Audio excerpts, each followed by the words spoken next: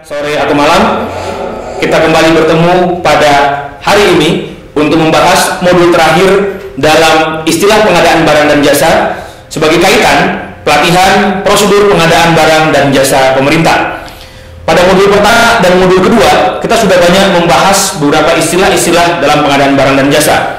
Dan pada bagian ketiga ini, kita akan membahas 8 istilah yang terdiri atas 1. Dokumen pengadaan, yang kedua adalah kontrak, yang ketiga pengertian usaha kecil, yang keempat surat jaminan, yang kelima fakta integritas, keenam surat kabar nasional, ketujuh surat kabar provinsi, dan yang terakhir website pengadaan nasional. Mari kita bahas yang pertama. Bapak Ibu, rekan-rekan, saudara-saudara yang mempelajari atau menyaksikan modul ini, proses pengadaan barang dan jasa tidak dilaksanakan seperti kita berbelanja di pasar. Ada uang, ada barang, ada uang masuk dari kantong kita membeli peralatan, kita membeli barang. Tapi ada dokumen-dokumen tertentu yang harus dipersiapkan dalam proses tersebut. Dokumen inilah yang disebut dengan dokumen pengadaan. Pengertian dokumen pengadaan sesuai dengan Kepres nomor 80 tahun 2003 pasal 1 ayat atau angka 16 adalah dokumen yang disiapkan oleh panitia atau pejabat pengadaan atau ULP sebagai pedoman dalam proses pembuatan dan penyampaian penawaran oleh calon penyedia barang jasa serta pedoman evaluasi penawaran oleh panitia pejabat pengadaan atau unit layanan pengadaan. Nah, kita lihat di sini bahwa dokumen pengadaan ini adalah dokumen yang disiapkan oleh panitia. Dalam proses pengadaan, dokumen inilah aspek hukum yang tertinggi yang merupakan acuan patokan dalam proses pelaksanaan barang dan jasa yang harus dikuasai oleh seluruh panitia dan harus disampaikan dan dibaca oleh seluruh penyedia barang dan jasa. Istilah yang kedua, kalau kita bicara tentang masalah istilah pengadaan barang dan jasa adalah kontrak. Kontrak adalah muara atau akhir daripada proses pengadaan barang dan jasa. Setelah proses pengadaan dilakukan, maka pemenang telah ditentukan, berikutnya masuk ke tahapan kontrak. Kenapa? Karena sesuai dengan Perpres nomor 8 tahun 2006 pasal 1 angka 17, kontrak adalah perikatan antara PPK dengan penyedia barang jasa dalam pelaksanaan pengadaan barang dan jasa. Kembali lagi, proses pelelangan, proses pengadaan itu hanyalah proses untuk memilih penyedia. Setelah penyedianya terpilih, penyedia ini harus mengikat kerjasama, mengikat perjanjian dengan pejabat pembuat komitmen. Bentuk ikatan ini yang disebut dengan kontrak. Ini adalah dokumen hukum yang menjadi pegangan keduanya. Istilah yang ketiga, ini cukup panjang, adalah pengertian yang dimaksud dengan usaha kecil. Sesuai dengan Kepres 80 tahun 2003 pasal 1 angka 18, usaha kecil termasuk koperasi kecil adalah kegiatan ekonomi rakyat yang berskala kecil, memenuhi kriteria ditetapkan dalam Undang-Undang nomor 9 tahun 95 tentang usaha kecil. Nah, kita lihat baik-baik di bagian bawah.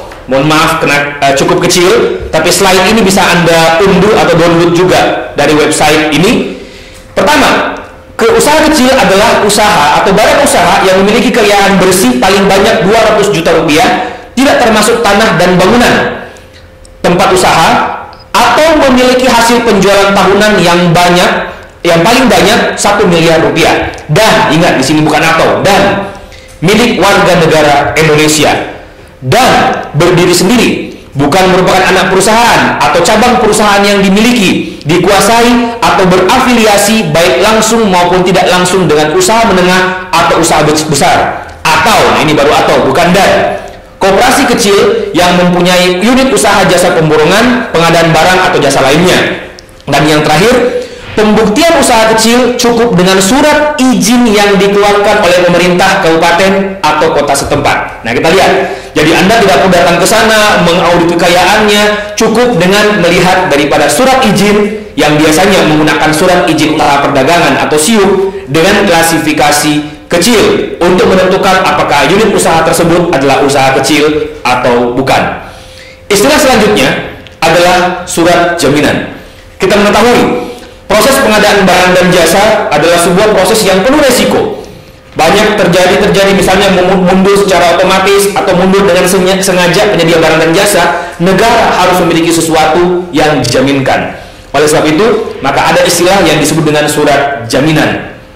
Surat jaminan adalah jaminan tertulis yang dikeluarkan bank umum atau lembaga keuangan lainnya yang diberikan oleh penyedia barang jasa kepada pejabat pembuat komitmen untuk menjamin terpenuhinya persyaratan kewajiban penyedia barang dan jasa.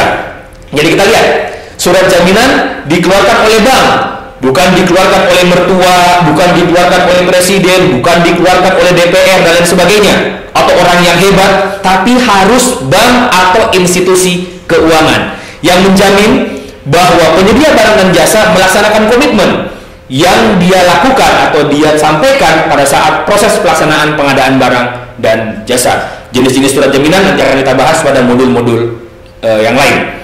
Kemudian yang berikutnya adalah fakta integritas.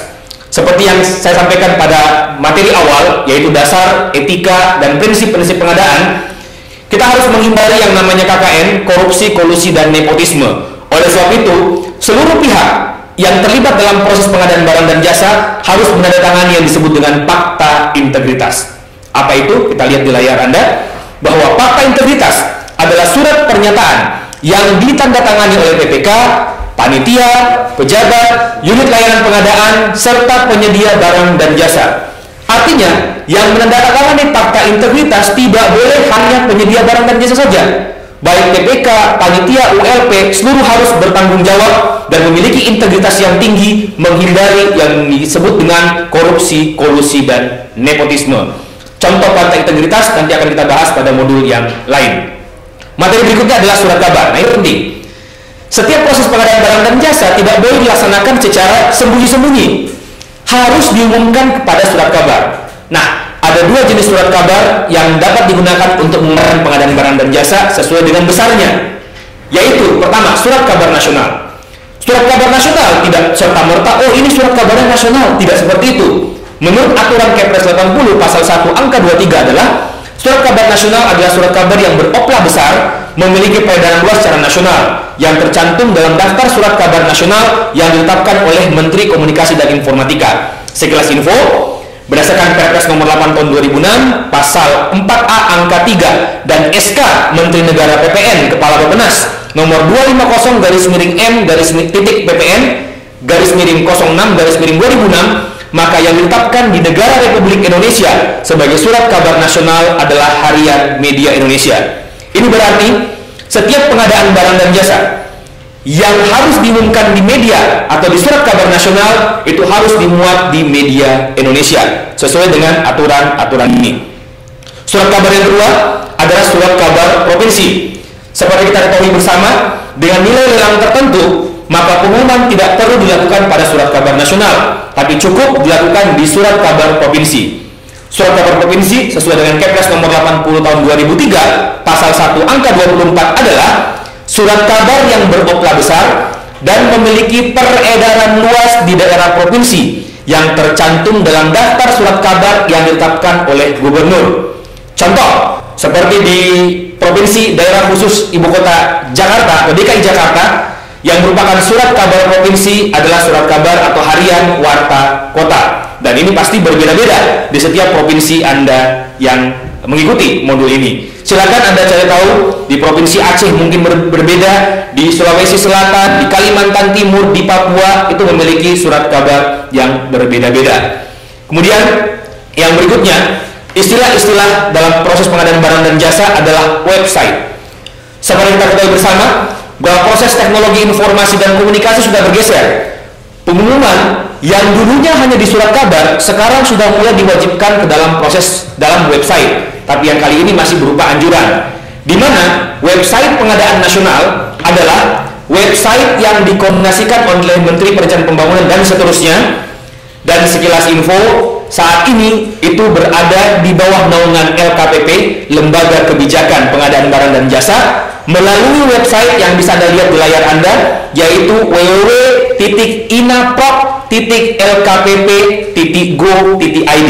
Inilah website pengadaan nasional. Baiklah, Bapak Ibu, rekan-rekan, saudara-saudara, kita telah memasuki bagian akhir dalam istilah-istilah pengadaan barang dan jasa, dan kita akan bertemu pada modul-modul berikutnya. Terima kasih. Wabillahi taufiq wal hidayah. Wassalamualaikum warahmatullahi wabarakatuh.